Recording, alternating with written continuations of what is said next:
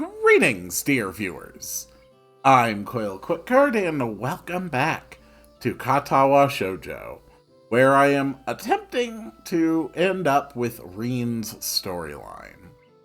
But first, I reached this choice, and before I go down toward happier endings, I thought maybe we should see just how badly this can all go. I don't really want to talk about it. I'm fine. There's nothing to worry about. The hill is just surprisingly steep, don't you think? I wonder why they have the school so high up here for anyway. Don't we have students in wheelchairs and everything? Indeed. Lily's forehead wrinkles in concern, and I don't really want her to have that kind of an expression over me. We barely know each other.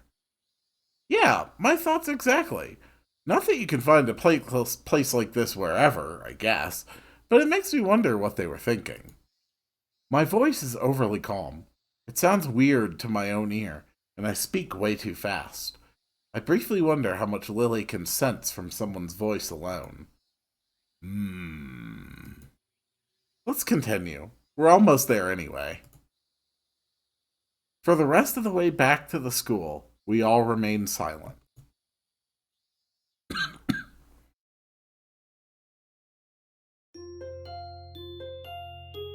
Do.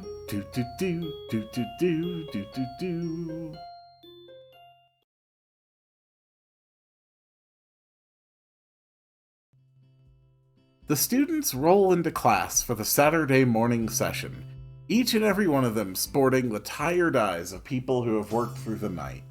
We've seen all this. Skip. Muto stands in the hallway, scratching his head as he works out what he is trying to say. Not knowing what is going on, I wait silently.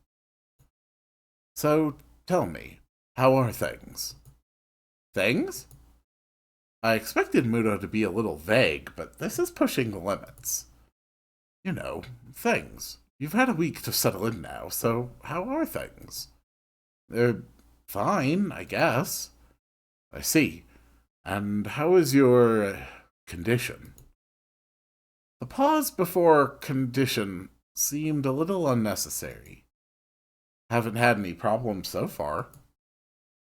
A brief shimmer of relief passes across Muto's face. Good, that's good.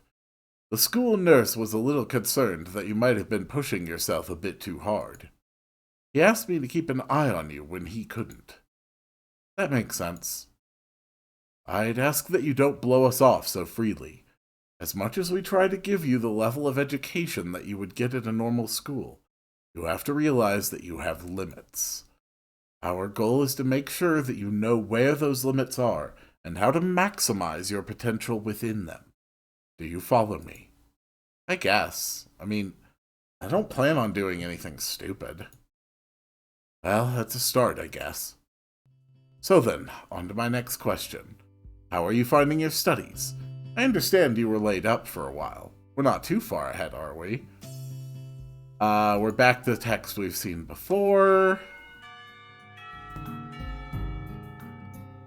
After about 10 minutes of restlessly shuffling in her seat and trying to read, Hanako closes her book and leaves too. As should I, since the assignment is all but finished and there's nothing else to do in the classroom. Not really feeling energetic, I go to my room and read for the rest of the day. Okay.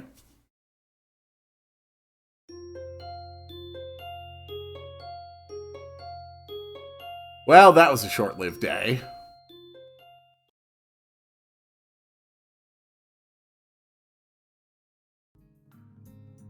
The next day, I wake up feeling a little lightheaded, yeah. Then we have all this stuff with Kenji. What am I going to do? I don't have any plans. In hindsight, that's really stupid. Maybe I should have asked the girl out? Then again, all things considered, I don't think I could have done anything like that. It's only my first week. A week that I have wasted being awkward around almost everyone, stumbling all over myself trying to get the hang of this place. Thinking about it, what have I accomplished? Who would I have even asked? Damn, Seems that Kenji is my only realistic option for a date today. This is the most depressing thing that has happened to me since I had a heart attack because a girl confessed her love to me. It can't be helped. I don't know, really. I don't have anything, I guess, but a fort seems a bit excessive. You sure you don't want to go outside? It's not like visitors won't come to the dorms today. He looks thunderstruck by this revelation. Damn, you may have a point. This place is not safe today. We must find somewhere to hide in. He falls silent for a moment, thinking. The roof! What about it? We're going to hide out on the roof for today. It's the perfect place. Nobody ever goes up there. Meet me there in 1 hour. I have to prepare. He slams the door shut and the locks click closed. Damn, what the hell is wrong with Kenji? And to think I'm now going along with his craziness really makes me depressed. I feel like a failure. Once I step outside, the din of the crowd greets me. The whole school is bustling with activity. There are stalls everywhere, and the crowd swarming between them is considerable. I didn't expect the festival would attract so many visitors. I have to admit that the people in charge of decorating the place put a lot of effort into it, and it really shows. People seem to be enjoying themselves, and the atmosphere is colorful, bright, and happy. That is, if I weren't suddenly in such a foul mood. At the moment, it's more annoying than anything else. Well, it can't be helped. I decide to stick with my original plan and eat. Then I guess I have to at least see what Kenji is up to on the roof. I do a slow circle around the grounds to kill some time, looking at the stalls, but not feeling like playing any of the games anymore. The garish colors grind my eyes, and I feel more and more ill by the minute. I can't even decide what I want to eat, and the large selection combined with the masses of energetic festival visitors isn't helping. I just head towards the nearest stall that seems to offer something halfway edible and get in line. Turns out to be noodles. It also turns out to be not very good. Well, at least it's nourishment. It's not like I demand anything else at this point. As I stir my disagreeable noodles, I idly wonder what the others are doing right now. Shizune and Misha are definitely somewhere organizing things. I'd better steer clear of them. I guess they wouldn't forgive me so easily for leaving them alone with this thing.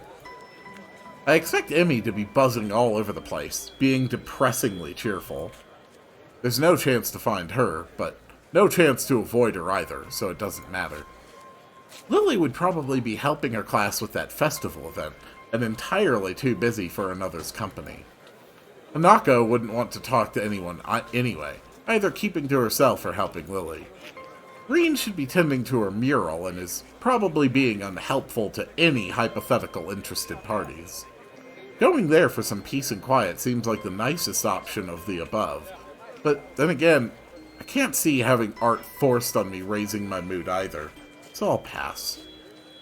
While I was lost in my thought, my food seems to have disappeared, and so has my hunger. I guess I just blocked out the experience of eating, which should be a good thing. Satiated but unsatisfied, I turn to walk towards the main school building. An hour has almost passed already.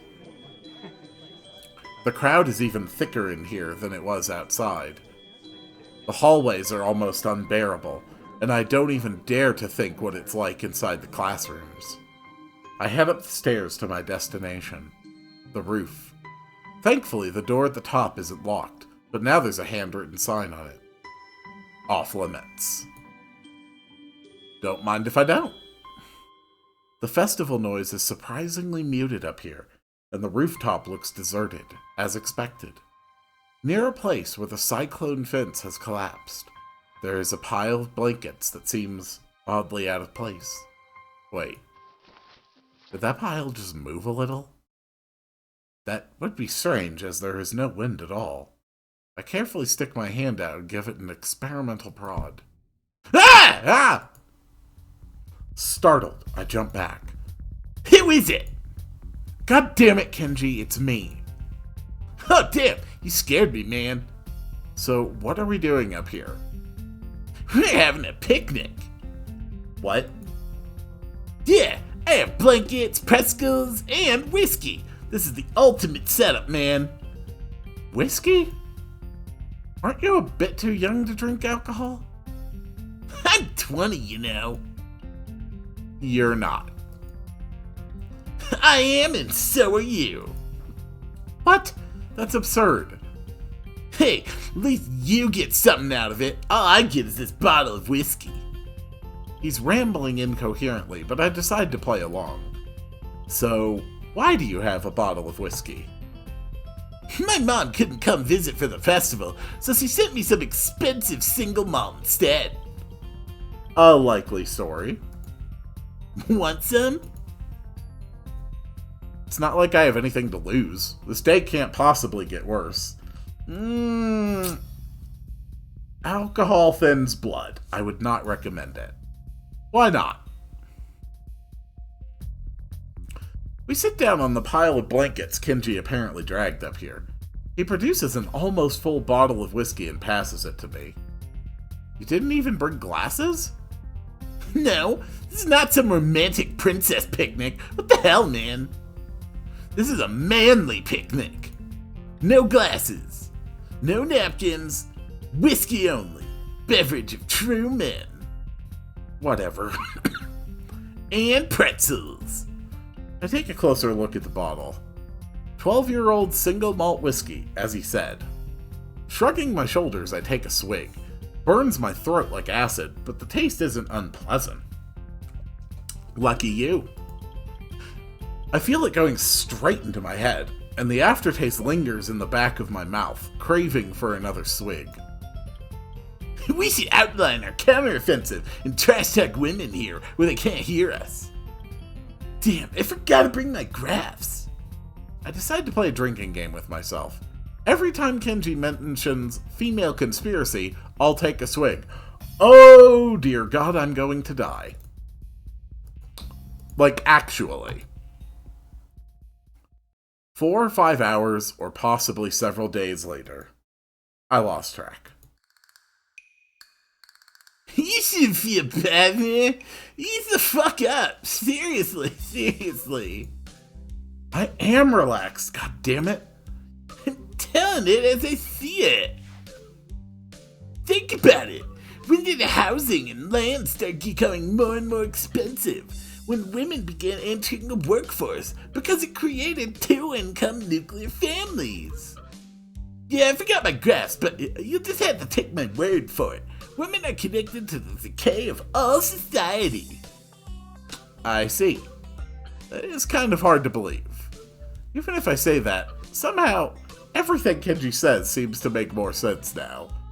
It all fits together, but I don't know if it's because he can explain things more clearly when drunk, or because I understand everything better when drunk. No, man, think. Think of the deeper implications. People could afford to start saying, oh well, since 2 members of the family are now earning money as opposed to 1, they could surely afford something like rising costs of ownership. I see your point, but land in Japan has always been expensive. And the price of land generally goes up when a country starts undergoing industrialization. But no, it's because of women. Correlation equals causation, you know. I thought correlation didn't equal causation. Well, whatever. Maybe you're right. I'm always right. Yeah, I'll bet women created industrialization too to cover their tracks. How diabolical. Dude, you're just a terrible person. So yeah, everyone can go fuck themselves. He stands up, impressing me because I'm fairly sure I couldn't even if I wanted. He yells extremely loudly, as if he's lost the concept of volume. I wince and almost want to cover my ears. How nice it would have been if I could have been down there. But no, you see, thinking like that is a trap. You think you're missing out on something, but at the end of that road is nothing but despair. Kenji snatches back the bottle and leans back his head, attempting to pour the alcohol into his mouth, but just ends up drenching himself in it. Damn it! See, my aim is terrible, and the bad thing about drinking is that it only gets worse the longer you go. Today is the day of despair. His voice immediately drops to almost a whisper, but he starts talking much faster than before, slightly slurring his words from the whiskey. As he talks, he waves the bottle around, spilling some of it here and there. Yeah, you know what was the most shocking event in my life? I have a hazy recollection of him telling me about the second most shocking event in his life, which was a bird pooping on his head. I don't have particularly great expectations of this, but I nod at him to continue anyway. You wouldn't think it, but I had a girlfriend here once. I think it was last year. Yeah, just blew your mind, huh? See? I never told that to anyone. It's true. The thought does blow my mind. Suddenly I want the bottle. I take it from Kenji and knock back as much as I can. I was more innocent back then, and I thought she was sane, unlike most women. But then one day we engaged in sexual intercourse. It was pretty okay, but then immediately following the event that is the point of all such things, something strange and scary happened. He throws himself up against the fence, leaning on it, his eyes narrowed. I started feeling incredibly tired and sleepy. That isn't normal, man. What the fuck? I mean, normally that would be a high-tension, adrenaline-pumping moment of anyone's life, but my energy levels are dropping like a brick. Something sinister was in the works. I could feel it. That's when I knew that women are dangerous, sapping the life force of all men through the one commodity that is almost solely theirs to control. Sickening. Yeah, you're better off, dude. Dude, what the fuck is wrong with you, Kenji? Kenji was right. This really is the day of despair. I drink more to avoid having to process what he just said. Now, I'm the last sane man in an insane world. When other people realize it, there'll be a war. A great war between men and the forces of feminism. But the problem is that not all men would fight on my side. Shit sucks. I could set the bar kinda low. Any men are fine, but not the dudes raised by their mom or their sister. That's for sure. And nobody into dick girl porn.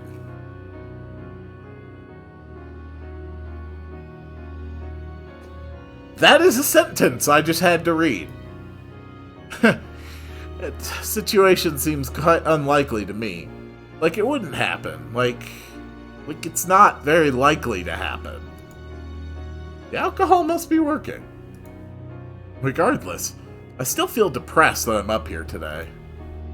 I wasn't really looking to the festival with the same excitement as the rest of the school, but still. It would have been nice to have gone with someone. From up here, it certainly sounded like everyone's having fun. Maybe I am missing out. It would have been nice to have gone with someone. Yep, missing out. It's just that there was no one I could have gone with. Or maybe there was. So many opportunities, looking back on it now, and I must have squandered so many of them. Damn, this is true despair. The worst part is that sometimes I feel like I have no choices in my life, you know? Like I never have a chance to make a decision. Shit just happens. Like it was all programmed, like fate or something. Like there's no way I can have a say in what I do. Quick, ask me a question. Now! I can't really... See? This is just another example of it. Damn, shit, damn. Do you see? Now, when I'm trying to go against my destiny and take charge of my life, the opportunity isn't even there. Damn, man, you failed me. Failed me for the last time, jerk. He slides to his knees and then falls over onto his side, lying on the gravel of the roof. Hey, are you okay? No, not okay. Can't you see I'm in despair? He's speaking in a sarcastic tone. Suddenly, Kenji sits up, clumsily pats himself clean, and puts his hand out toward me to reach for the bottle. I put it in his hand. What the hell? Damn, you almost killed the entire bottle. See, it's like I have no options in life. Is this how it's gonna be for the rest of time? Well, I'm pretty sure it's not going to be like that for the rest of time. Whatever he's talking about, my head is spinning. I get up and lean against the fence, hoping it'll help me focus a little. Yeah, no. We have to fight the power with all we got. It's the only way to live. You're an alright guy. This brotherly bond is what keeps me going in these dark times. We should go trolling women. Rolling women? What? Trolling women. Trolling for women. But we have to do it now, before I lose this alcohol-related courage. He's gesturing wildly, madly even. I take a step backward. He takes a step forward. What's the matter with you? Not in the mood for love? To be frank, no. I take another step backward. He takes another step forward. He leans in extremely uncomfortably close. What the hell? Stop leaning in like that. It bothers me. Leaning in like what? Hey, you shouldn't lean against the fence like that. It's kind of unsafe. I try to move away from Kenji, but my balance isn't so good. Reeling from the dizziness, I grab one of the fence posts, but then feel it give way as soon as I put my weight on it. This isn't good, though my alcohol-addled brain doesn't seem to be quite capable of registering why. Kenji's face seems to be becoming smaller, though, which is a bit of a relief. Much smaller, in fact, and rapidly so. There seems to be a bit of wind now. Somehow it makes me feel almost weightless. I feel dazed, like my mind has gone blank. I am falling? I can see the night sky as I turn over in the air. The bottle floats out of my fingertips and disappears into thin air as I fall. I realize that this is the fitting end to a truly bad day.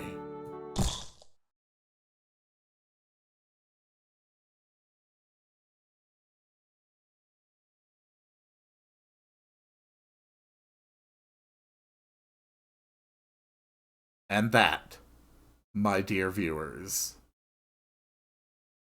is the bad ending of Katawa Shoujo. Don't worry. I will go down the Reen path probably next time. But I thought it would be interesting to see what it's like to get the worst possible outcome.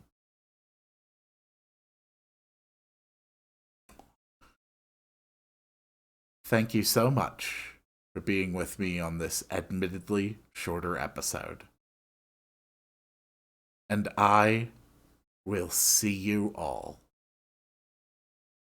on the next one.